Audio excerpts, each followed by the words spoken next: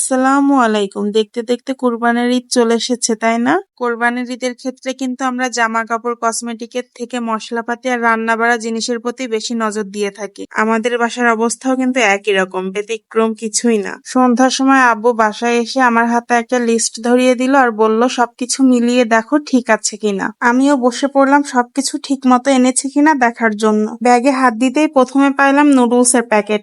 আমাদের বাসায় সবাই ম্যাগি নুডলসটাই বেশি পছন্দ করে, এছাড়া অন্য কোনো নুডলস খেতে চায় না।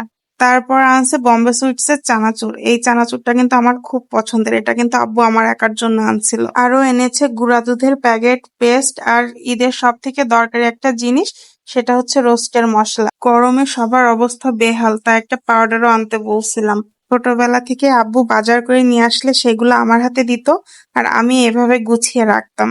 আব্বু মাংস রান্না করার জন্য সব ধরনের মশলা নিয়ে আসছে।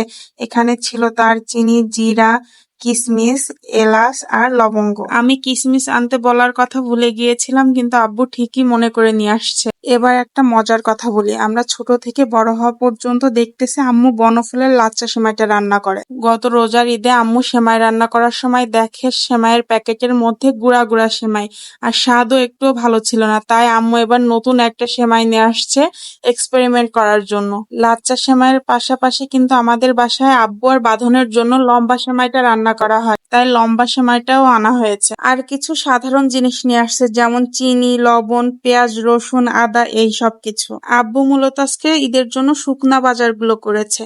আমাদের কাঁচা বাজার আরো পরে করা হয়, ঈদের আগের দিন সন্ধ্যায়, যাতে সবকিছু অনেক ফ্রেশ থাকে। এই জিনিসগুলা যেহেতু ঈদের দিন লাগবে, তাই আম্মুকে বললাম একটা পাত্র দাও, জিনিসগুলা গুছিয়ে উঠিয়ে রাখি। কারণ আমার ছেলে তো এত ভদ্র মানুষ যে একবার তার চোখে পড়লে সবকিছু লন্ডভন্ড করে দিবে। সে তার নানু ভাইয়ের সঙ্গে অন্য রুমে খেলা করছে, এর জন্য আর এদিকে আসে নাই। তাই আমি এই ফাঁকে সব গুছিয়ে নিচ্ছি। আমার এই ছোট্ট ছোট্ট ভিডিওগুলো আপনাদের কেমন লাগে আমাকে কমেন্টের মাধ্যমে জানাবেন। আমার এই ভিডিওগুলো যদি আপনাদের কাছে ভালো লাগে, তাহলে পরবর্তীতে আরো সুন্দর সুন্দর ভিডিও শেয়ার করব ইনশাল্লাহ।